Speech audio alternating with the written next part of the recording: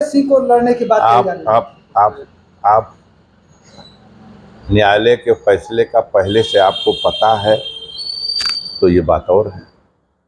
हमें तो ये जानकारी है कि मऊ में मजिस्ट्रेट कोर्ट से अब्बास अंसारी की 2 साल की सज़ा हेट स्पीच के एक मामले में उनकी हुई।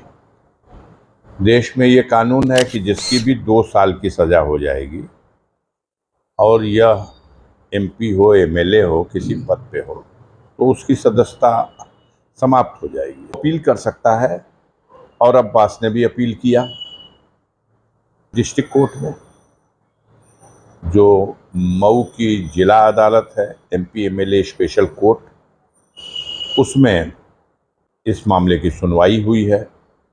अपील की तो सुनवाई अभी चलेगी, लेकिन इस बिंदु पर कि जो उन्हें जमानत दी गई थी, उस जमानत को अस्थायी रूप से स्वीकार कर लिया जाए अपील के निस्तारण तक, और जो सजा का आदेश दिया गया है उस सजा के आदेश को निलंबित रखा जाए अपील के निस्तारण तक। इस बिंदु पर अब्बास अंसारी की याचिका पर सुनवाई हो चुकी है।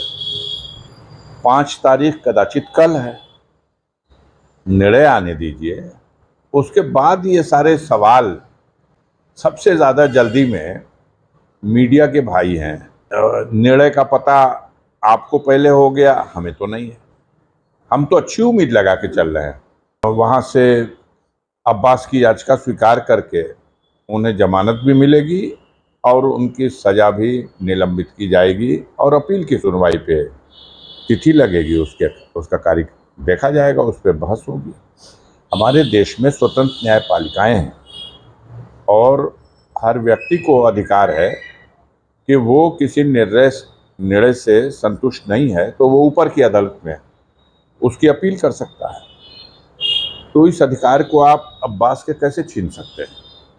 तो उनको वो अधिकार का अपना उपयोग कर रहे हैं, और लड़ाई जब होगी तब का सवाल है कौन लड़ेगा नहीं लड़ेगा। जो प्रश्न है ही नहीं उसको आप अपनी तरफ से क्यों जन्म देना चाहते हैं? आपका अगर बहुत कुछ इंटरेस्ट है तो आप मीडिया जगत में जिस विभूति का नाम ले रहे हैं उसको मीडिया जगत का राष्ट्रीय अध्यक्ष घोषित कर दीजिए, प्रांतीय अध्यक्ष घोषित कर दीजिए। वो तो बात समझ में आती है, लेकिन लोकतंत्र की व्यवस्था में जब तक किसी चुनाव के लिए अधिसूचना न जारी हो जाए, घोषणा न हो जाए, हवा में झूला झूलेंगे।